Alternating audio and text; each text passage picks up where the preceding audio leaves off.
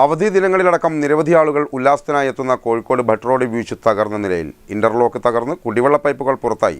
കടലാക്രമണത്തിൽ അടിഞ്ഞുകൂടിയ മരങ്ങളും ചെടികളും എല്ലാം ചേർന്ന് ഭട്ട് റോഡ് ബീച്ചിലെ നിറം കെടുത്തുകയാണ്. തകർന്ന ഭാഗങ്ങൾ വൃത്തിയാക്കാനും ബീച്ച് നവീകരിക്കുവാനും പദ്ധതി ഇട്ടെങ്കിലും ഇതുവരെ തുടർ നടപടി ഒന്നും ആയിട്ടില്ല. ഒരു കൊല്ലത്തോളമായി പൊളിഞ്ഞുകിടക്കുന്ന ഭട്ട് റോഡ് ബീച്ച് മഴയിൽ കൂടുതൽ അപകടാവസ്ഥയിലായി.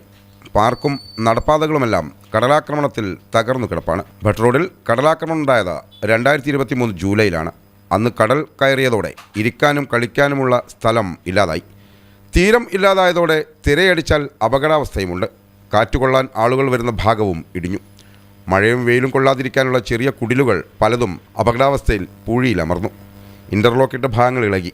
അടിയിലുള്ള പൈപ്പും മറ്റും പുറത്തായി. കോൺക്രീറ്റ് കുടിലുകളുടെ മേൽക്കൂരയും പൊളിഞ്ഞിട്ടുണ്ട്. കടലിനോട് ചേർന്നുള്ള മതിൽക്കെട്ടുകൾ പൊളിഞ്ഞു.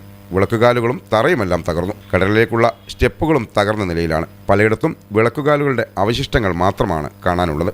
സൗത്ത് ബീച്ചിലും കടൽപ്പാലങ്ങൾക്കിടയിലും എന്ന പോലെ ഭട്ട് റോഡ് ബീച്ചിലും അവധി ദിവസങ്ങളിലടക്കം വൻ തിരക്കാണ്. ഇത്രയും കൂടുതൽ പേരെത്തുന്ന സ്ഥലം നഗരത്തിന് അപമാനമായി തുടരുന്നു. അന്ന് കടപുഴകിയ മരങ്ങളുടെയും കുട്ടികളുടെ പാർക്കുകളെയും മറ്റും അവശിഷ്ടങ്ങളും ചിതറിക്കിടക്കുകയാണ്. ബോട്ട് ഓടിക്കാനും മറ്റുമുള്ള തടാകങ്ങൾക്ക് സമീപത്തേക്ക് മഴ പെയ്താൽ വെള്ളം കെട്ടിക്കിടക്കുന്നത് കാരണം പോവാൻ പറ്റില്ല.